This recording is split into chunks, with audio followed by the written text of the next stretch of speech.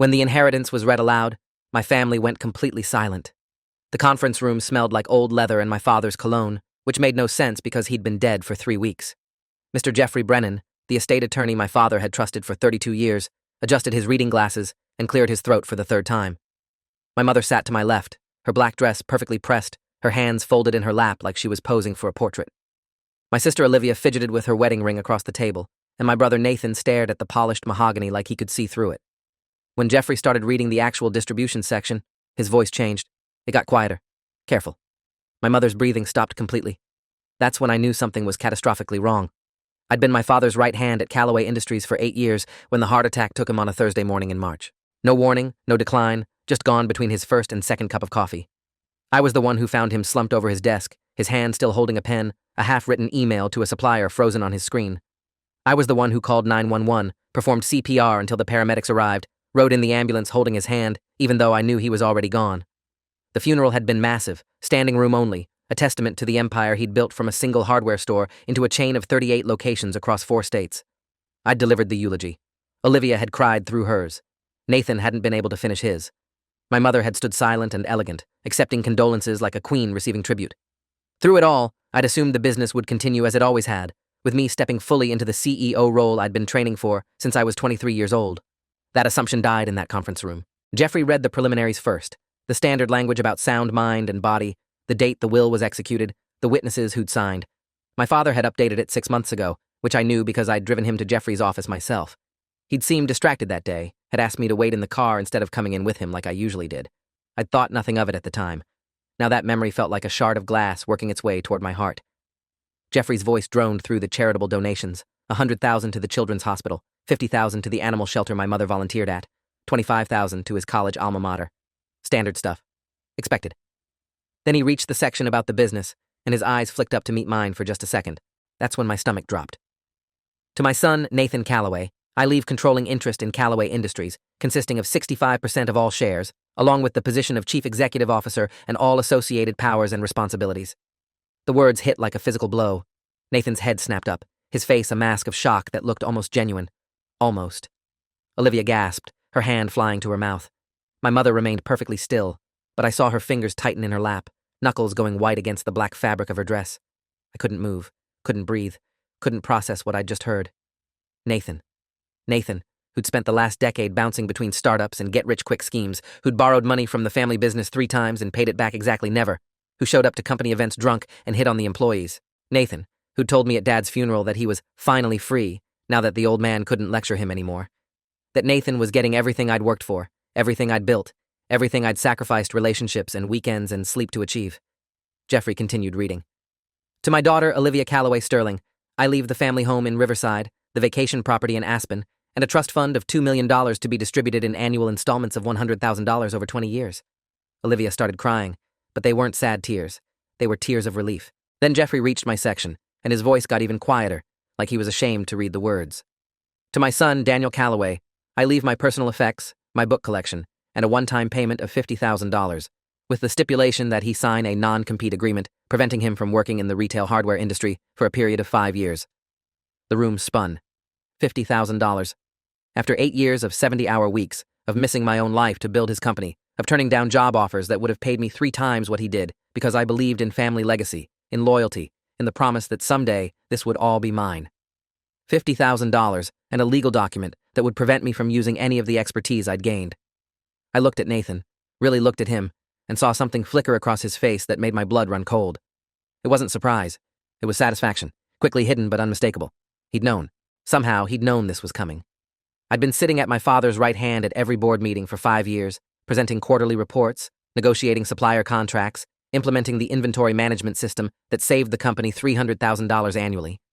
I'd been the one to suggest expanding into commercial construction supplies, a move that increased revenue by 40% in 2 years.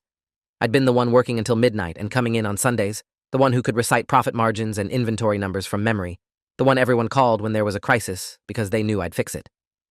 Nathan worked in business development, which meant he played golf with potential investors and occasionally showed up to ribbon-cutting ceremonies. I told myself it didn't matter, that Dad was grooming me for leadership while giving Nathan busy work to keep him involved. I told myself that when the time came, everyone would see who'd actually earned the succession. I'd been telling myself a fairy tale while my brother had apparently been writing a different ending behind my back.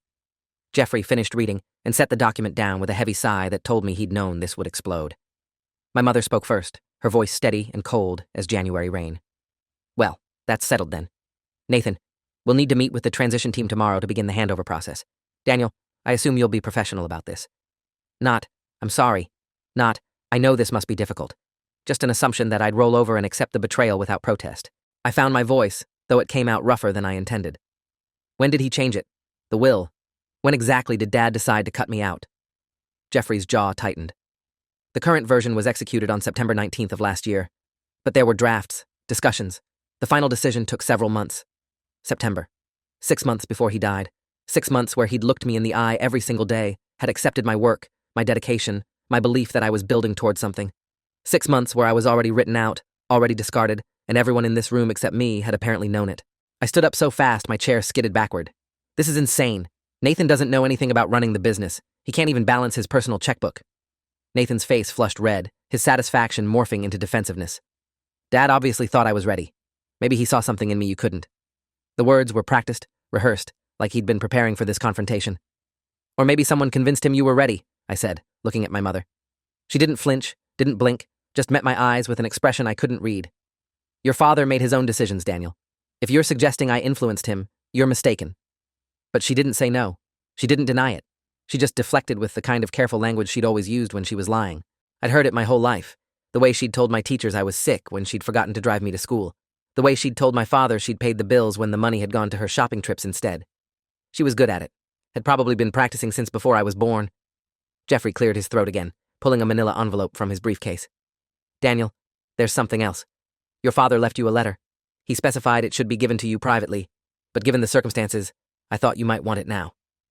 He slid the envelope across the table. My name was written on it in my father's handwriting, sharp and angular, the same handwriting that had signed my birthday cards and my college recommendation letters and the Employee of the Year certificate he'd presented to me 3 years ago. My hands shook as I picked it up, and I hated that everyone could see them shaking, hated the vulnerability of it. I'll read it at home, I said, standing. I need to leave before I say something I'll regret. Olivia reached for my arm as I passed. Danny, wait. We can talk about this. Maybe there's a way to work together. Maybe Dad wanted us to figure out a partnership or I pulled away from her touch. Did you know? When you hugged me at the funeral and told me everything would be okay, did you already know I'd been written out? Her silence was answer enough. I drove home on autopilot, my mind a hurricane of memories and rage and questions that multiplied faster than I could organize them. My apartment felt too small suddenly, the walls pressing in, the air too thick to breathe. I'd bought this place 2 years ago, had chosen it because it was close to the office, because I'd planned to spend most of my time there anyway. I'd furnished it minimally, had never gotten around to decorating because I was always working, always proving myself worthy of the legacy I'd thought was mine. What a joke. What a stupid, pathetic joke I'd been. I opened the letter standing in my kitchen, my hands still shaking, my heart hammering so hard I could feel it in my throat.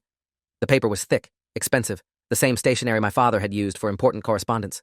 His handwriting filled 2 pages, and I recognized the pen, the heavy fountain pen he'd used to sign contracts, the one I'd given him for his 60th birthday. Daniel, it began. No dear or son, just my name like a summons. If you're reading this, I'm gone, and you've just learned that I've left the business to Nathan. I know you're angry. I know you feel betrayed. You have every right to those feelings, but I need you to understand why I made this choice, even if you can never forgive me for it. The words blurred, my eyes burning with tears I refused to let fall. You are the better businessman. You're smarter than Nathan, harder working, more dedicated. You have the vision and the drive to take Callaway Industries to heights I never dreamed of. That's precisely why I couldn't leave it to you. Your mother and Nathan need the business in ways you don't. Nathan has no other skills, no other prospects. Without this company, he'll fail at everything he touches. Your mother, for all her faults, has been planning this for years. She's manipulated, schemed, and positioned Nathan as my successor because she knows that when the business fails, and it will fail without you, she and Nathan will still have assets to liquidate, will still be able to walk away with something. My breath caught in my chest, the words punching through the anger to something deeper and darker. He'd known. He'd known the business would fail, and he'd given it to them anyway. I've set up a separate account for you, Daniel. Jeffrey Brennan has the details, but you'll need to request them specifically. It's not in the will because I didn't want your mother to know about it. The account contains $3 million, the true inheritance I'm leaving you. Use it to start fresh, to build something of your own, something they can't touch or corrupt or destroy. You have the talent to create something better than I ever did. Don't waste it trying to save a family that doesn't deserve you. The letter continued, but I had to stop, had to set it down because my hands were shaking too badly to hold it steady. $3 million. Hidden from my mother, from Nathan, from everyone. An inheritance that actually meant something, that would let me start over, build my own empire, prove that I was everything my father believed I was. But why hide it? Why the elaborate deception, the public humiliation, the $50,000 slap in the face? I forced myself to keep reading. I know this will hurt. I know you'll feel abandoned and betrayed, and I'm sorry for that. But your mother has been planning to contest the will if I left everything to you. She has documentation, fabricated evidence that you've been embezzling from the company. It's all lies, but she's been careful, working with Nathan to create a paper trail that would take years and hundreds of thousands of dollars to disprove. If I left you the business, she'd drag you through courts and destroy your reputation before you ever got to run it. This way, she gets what she thinks she wants, and you get to walk away clean with the resources to start fresh. The room tilted sideways. Embezzlement. Fabricated evidence. My own mother had been setting me up, building a case to destroy me if my father did the right thing. The betrayal went deeper than I'd imagined, darker than I'd thought possible. The letter ended with one final paragraph. I failed you as a father by allowing this situation to develop, by not standing up to your mother years ago when I should have. I've chosen the coward's way out, giving them what they want so you can be free.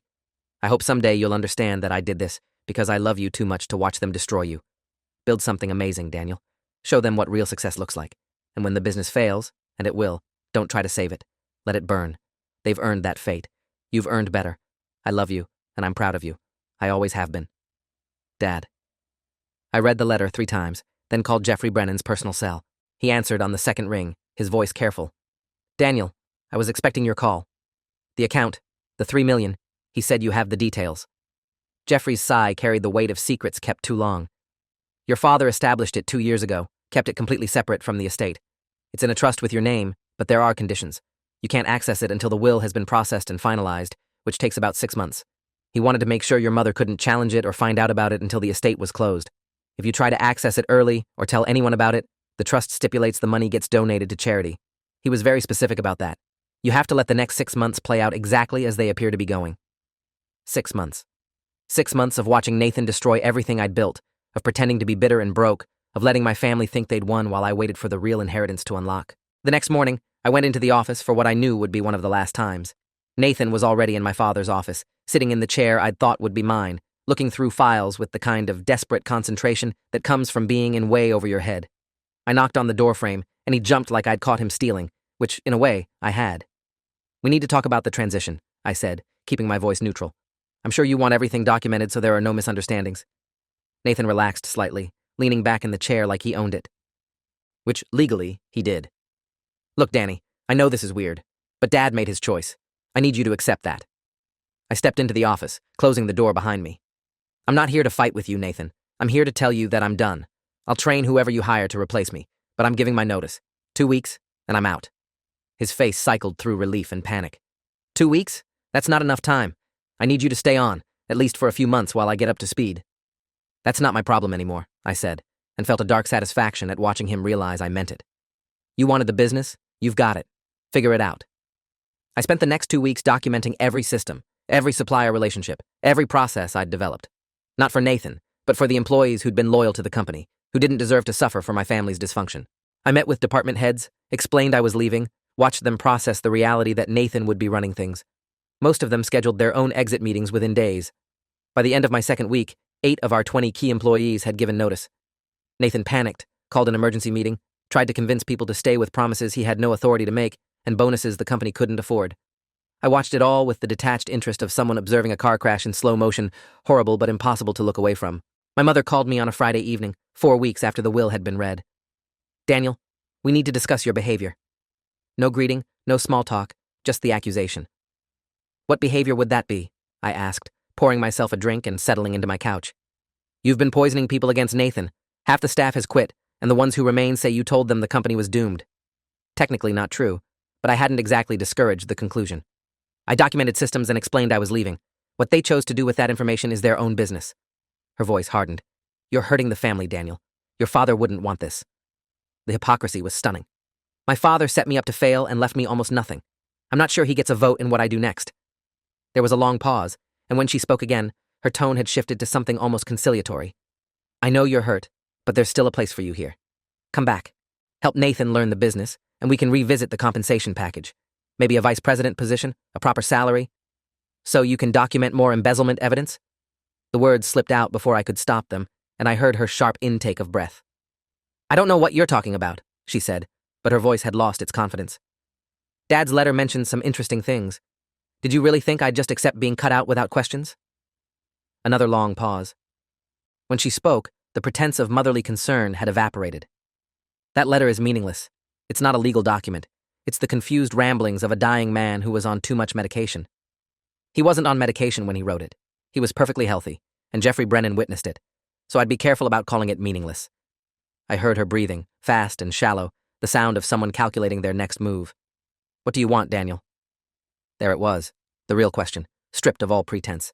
What would it cost to buy my silence, my cooperation, my complicity in whatever scheme she'd orchestrated? I want you to leave me alone, I said quietly. I want to forget I ever had a family. I want to build something new somewhere far away from all of you. That's what I want. She laughed, a harsh sound with no humor in it. You'll be back. You'll fail at whatever pathetic attempt you make, and you'll come back begging for a position at the company. They always do. She hung up before I could respond, which was probably for the best, because I didn't have a response that wasn't some variation of violence. I blocked her number, then blocked Nathan's and Olivia's for good measure. If they needed to reach me, they could go through lawyers. I was done pretending we were a family. 3 months into my exile, I was working as a consultant for a small commercial real estate firm, using the $50,000 from my father's will to pay rent and buy time while I figured out my next move. It was boring work, well beneath my capabilities, but it kept me busy and paid the bills.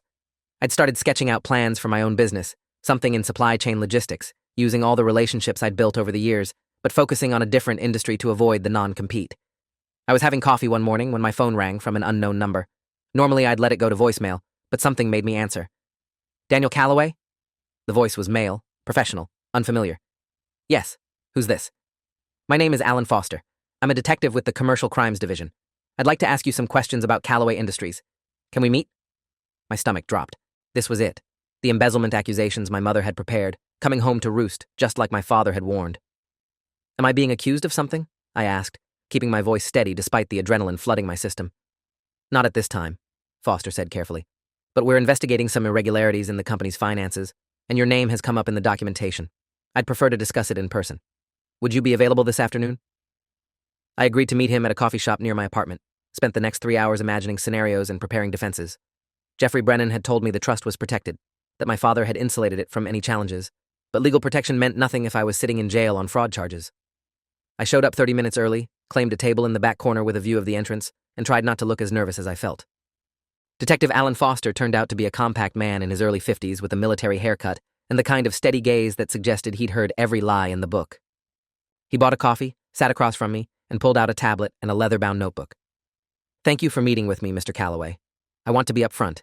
You're not under investigation. At least not for anything you did. But I need your help understanding some financial transactions that occurred during your tenure at Calloway Industries. I felt something uncoil in my chest, the first breath of relief in weeks. What kind of transactions? Foster tapped his tablet, pulling up a spreadsheet. In the past 18 months, approximately $800,000 has been systematically transferred out of Calloway Industries accounts into various personal accounts. The transfers were made using your administrative access codes, but the destination accounts don't belong to you. They belong to Nathan Calloway and your mother, Patricia Calloway. Were you aware of these transfers? The world shifted into sharp focus.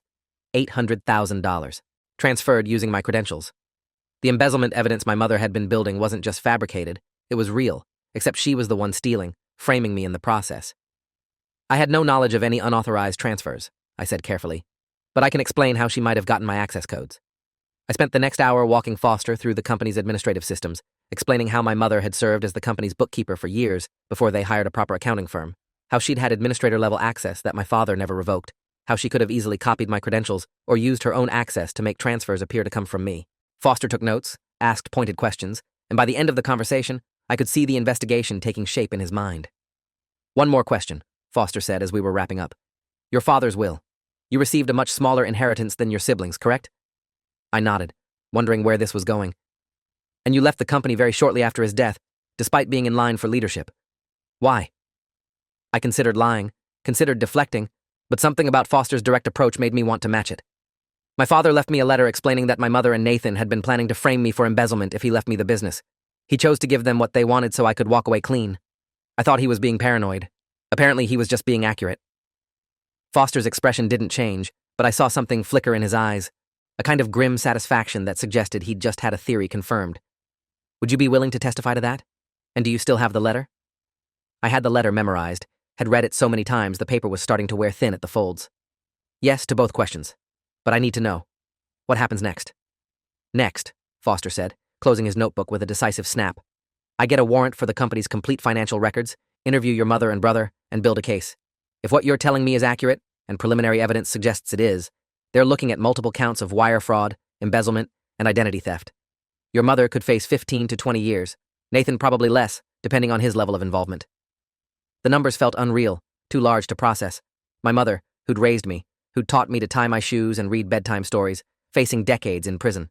Nathan, my brother, who I'd protected from bullies in elementary school, looking at federal charges. I should have felt something, sadness or regret or horror at the dissolution of my family. Instead, I felt nothing but cold satisfaction. 2 weeks later, I got a call from Olivia. I'd unblocked her number after the meeting with Foster, figuring she might try to reach out as things started to fall apart. Danny, we need to talk. It's about Mom and Nathan. Her voice was tight, strained, the sound of someone barely holding panic at bay. What about them? I asked, though I already knew. The police came to the office yesterday. They took boxes of files, interviewed half the staff, questioned Nathan for 3 hours. Mom's lawyer told her not to say anything without legal counsel. Danny, what's going on? I let the silence stretch, let her sit with the uncertainty and fear. They're being investigated for embezzlement and fraud. Apparently, they've been stealing from the company and using my credentials to do it. The police think it might be connected to why I left. Olivia's breath caught. That's insane. Mom wouldn't do that. She wouldn't steal from her own husband's company. Wouldn't she? I asked quietly. Did you know about the financial irregularities? When you accepted your $2 million trust fund, did you wonder where that money came from? How the company could afford such generous bequests, while I got nothing?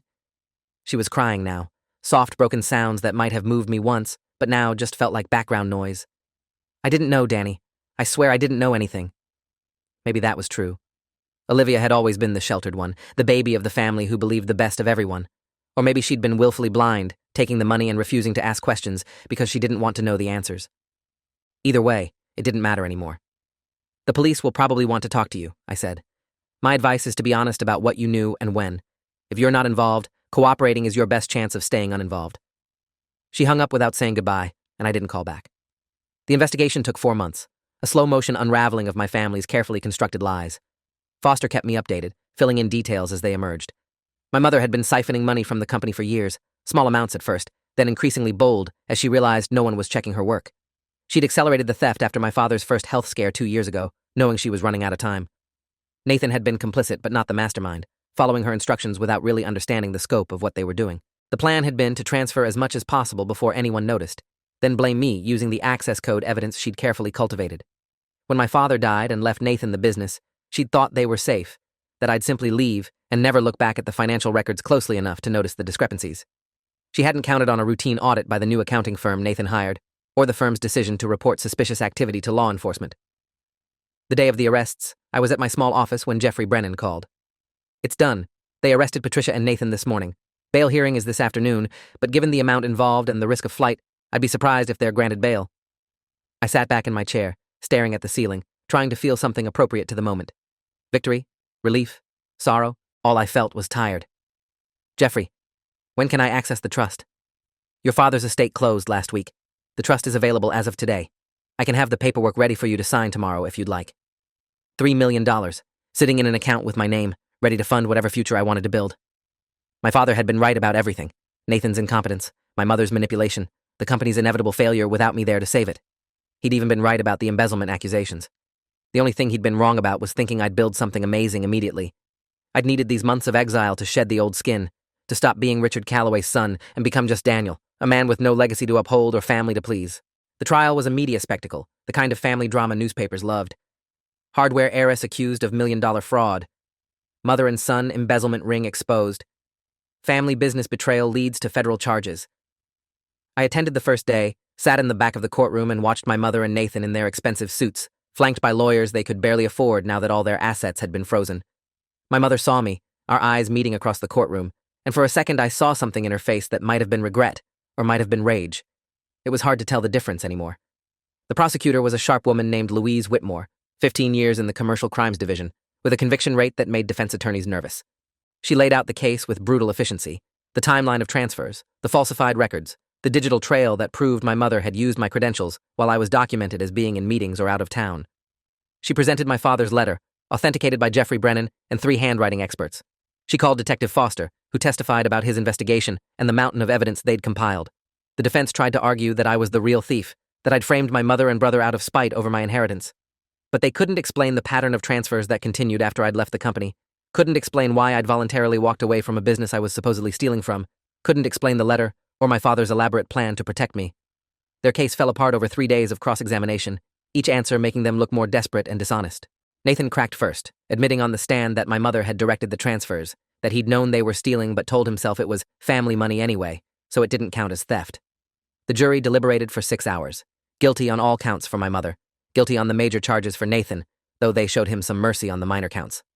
Sentencing would come later, but the prosecutor was asking for the maximum: 18 years for my mother, 12 for Nathan. I didn't attend sentencing.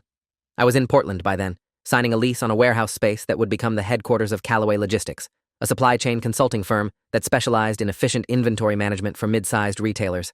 I'd used $500,000 from the trust as seed money, had recruited 3 of the best employees from my father's company, people who'd left when Nathan took over and who jumped at the chance to build something new. I'd spent months developing the business plan, refining the pitch, preparing for every possible challenge.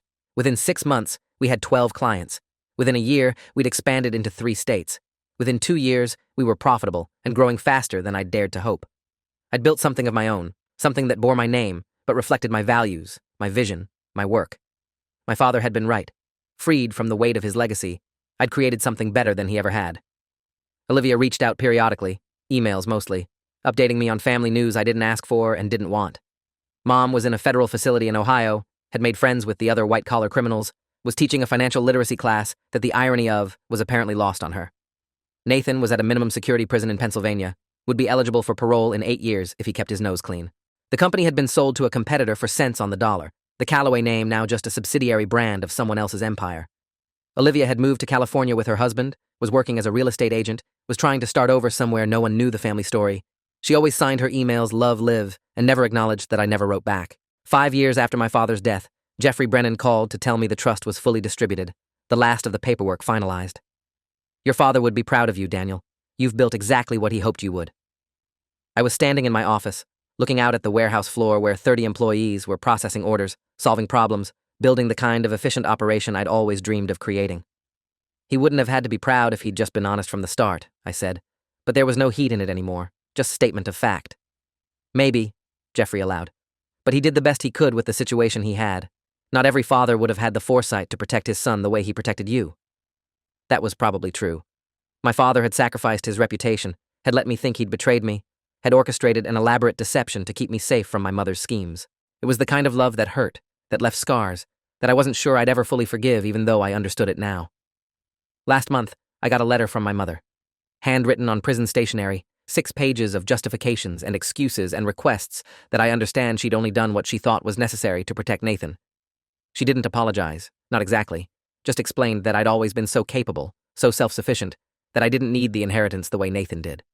She asked if I'd consider writing a letter to the parole board in 9 years when she'd be eligible, asked if I could find it in my heart to forgive her, even if I couldn't forget. She signed it, "Love always, Mom," like nothing had changed, like we were still a family, like she hadn't tried to destroy my life to cover her own crimes. I read the letter once, then fed it through the office shredder. Some betrayals don't deserve forgiveness, and some families aren't worth saving.